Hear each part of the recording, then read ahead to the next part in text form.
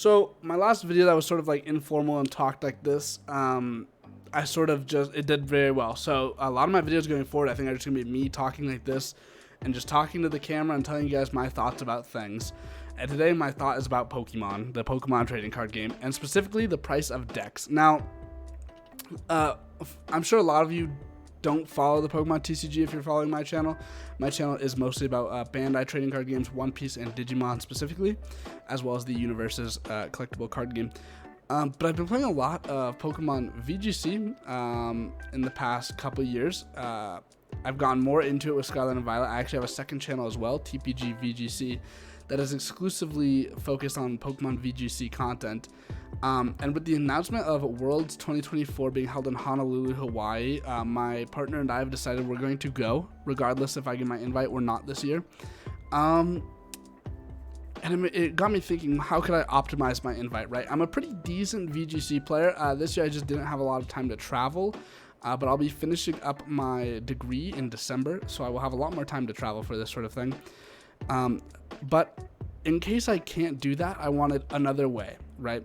A spectator pass is the last resort. I'd like to be playing though. So I figured, well, I'm pretty good at trading card games. I have a large portfolio, and surprisingly, one of the only trading card games I've never actually played competitively, I've played a little bit like casually with friends whenever a Pokemon comes out that I want to play, is Pokemon. And for a long time, my reason was rotation. I was like, rotation is disgusting. I don't like rotation. But as the years have gone on, I have had less and less of a reason to not play the game. Yeah, rotation exists, but a lot of these staples get reprinted every time they get rotated out anyways, right? I like Ultra Ball. Ultra Ball is a staple Pokemon card, but it gets reprinted almost every base set, right? Or every starter deck. So it's very, very common to have that card always at your disposal. And so it allows things like max ready investments to be like worth having. Which I think is really cool, but also the baseline for getting in the game is dirt cheap. The deck that won Worlds is Mew VMAX, and I shit you not, that deck is like, it's a little more now because after Worlds everyone's like hyped. It doesn't even get rotated out till like the end of 2024 or something. So like people have time to play with that deck, but like there's not even that much of a cost to play with that deck because the deck costs like right now at its peak like $60. Right, you only really need one copy of the battle deck, which is like 30, I think, right now. Even though it's like retails for like 25, I think it's about 30 right now. And then a couple cards. I think like the Stone Tablet is like tenors, so like that's gonna cost you, if you can't get that locally or at a deal, that's gonna cost you about $40. Between 20 to 40. Most builds only play 2 to 4 of it, so you can get away with only investing 20 there. And then like the VMAX Mews and stuff, those come in the deck. And then the ones, if you only buy one deck, you only need to buy like 2 more copies of those. And they're like a couple bucks. Like it's so cheap to play the deck that won Worlds. It's ridiculous, right?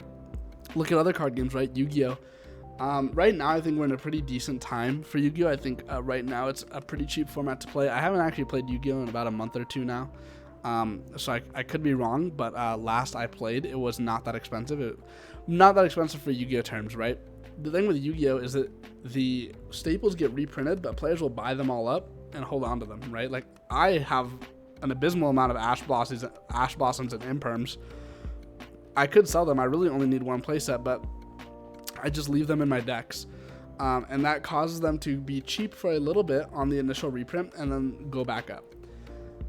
So just the biggest barrier to entry for Yu-Gi-Oh, for example, is a staple binder. It's almost always recommended, and I think almost any Yu-Gi-Oh player will tell you it's not pretty, but you have to buy a staple binder before you can even play the game. You have to buy at least $100 to $300 investment off the bat before you can even build your deck. And your deck core alone will cost anywhere from $50 to $400 usually. So I said 100 to 300, right? Because I think 100 you could probably get away with. I think you could get most staples in the lowest rarity for $100 as a playset, right? Like I'm talking like Imperms, Veilers, Nibs, Evenlies, stuff like that. But like staples that have been reprinted less, you're gonna have to shell out more for. And also buying things in the lowest rarity is always a gamble because you're gambling. Well, now if I'm buying this in the lowest rarity, is my investment going to hold? Because in the end, it is an investment, right? Not only are you investing to play the game, you're investing to hold your money if you eventually want to sell out of the game. So like Yu-Gi-Oh! I've sold out of once before, and I had a high rarity collection. So all of my staples were not max rarity, but I got them in high rarities, you know, secret rares if they had it, ultra rares if they didn't have secrets, ultimate rares if they were like somewhat cheap. I would try and pick those up just so my collection would hold value, and then in turn I'd flip my low rarity copies. And like right now my staple binder is like pretty high rarity, I would say. So my staple binder is probably like $500, $600, just for the cards I don't use that are just sitting in there, right? I have my common Ash Blossoms in decks because while I could flip them, it's easier for me just to have playsets of commons in decks.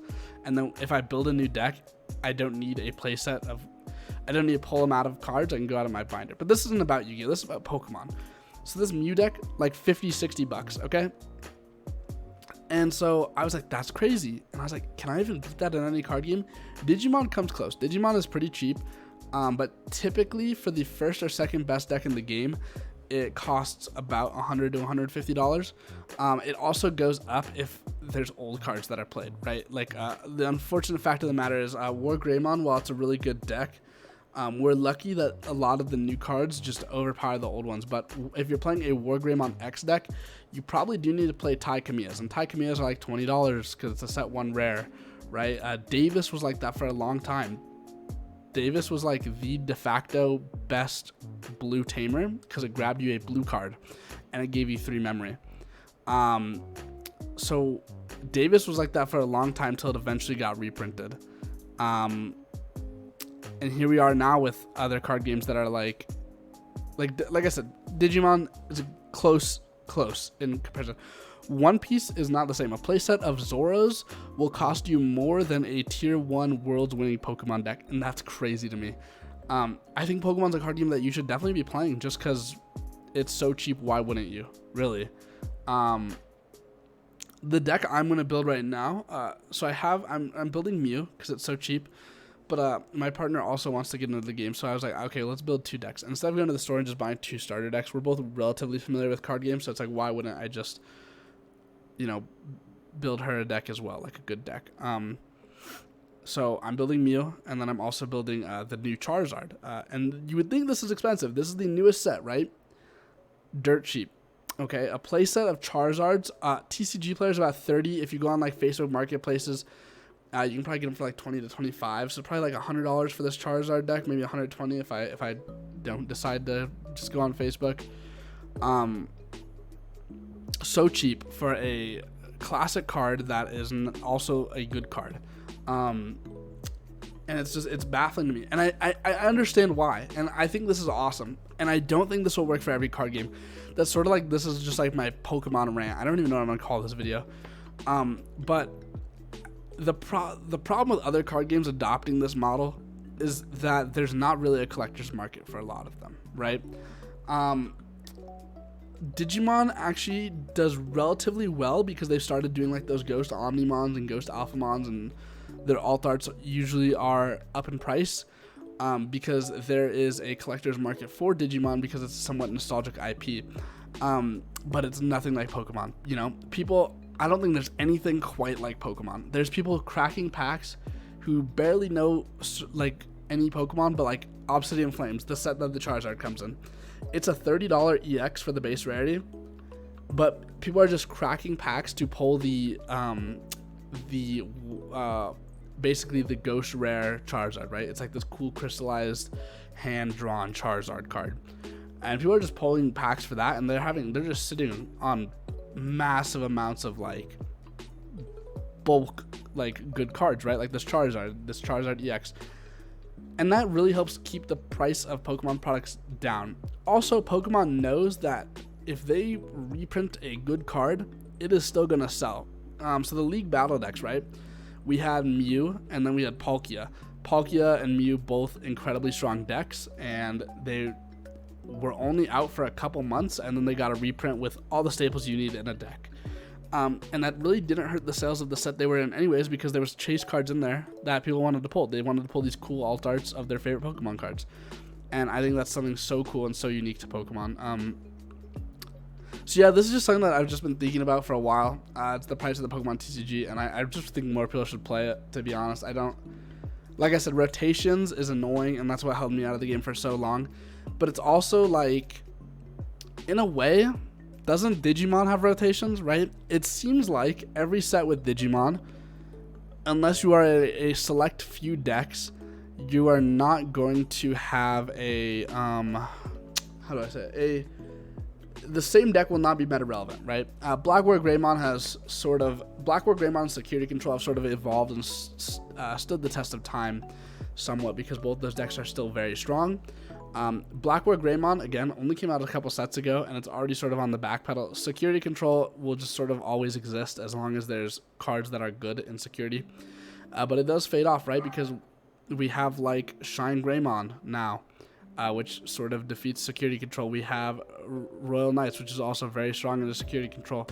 And this happens almost every set with Digimon, right? So in a way, it's almost like Digimon has a rotation that is newer. And of course that is only if you're playing meta, right? If you're just a Gallantmon lever and you're just playing Gallantmon, like, I get it, right? Of course you don't want rotations in your game. But with Pokemon, right, they only reprint every couple of years, and they usually will print almost every single Pokemon, and then they'll reprint it. So you don't really have to worry about that. And the price of the game is so cheap, it's like less of an investment, right? Like I said, if I build Charizard now or Mew, I know I have Mew until 2024. I know I have this deck in my back pocket. If something better comes out that I think I want to play, sure, I'll build it. But because of rotation, it's going to be hard to power creep something like Mew, and they're just going to wait until they rotate it out in a year. I think a $60 investment for a year's worth of play with a deck is incredible, right? And I think any game that can do that. I don't think every game can do that, though. Yu-Gi-Oh! I don't think Yu-Gi-Oh! I think if rotations were added to Yu-Gi-Oh!, I don't think it would help the game. I don't think it would really change anything, right? Because just the card design philosophy of Yu-Gi-Oh!, unless that changes as well, is still just going to be the same, right? This is sort of just my rant about Pokemon. I just wanted to talk about it because, like, ever since learning that the first place Worlds deck was like $60, it's just been living rent-free in my head. And I want to do more of these videos. The Battle Spirits video did really well, and I just wanted to talk about my thoughts on, the current state of card games and stuff. So yeah, if you like this video, please feel free to leave a like, comment, and subscribe. Let me know what you think. I'm TPG TCG. I hope you liked this, and I'll see you all next time. Bye.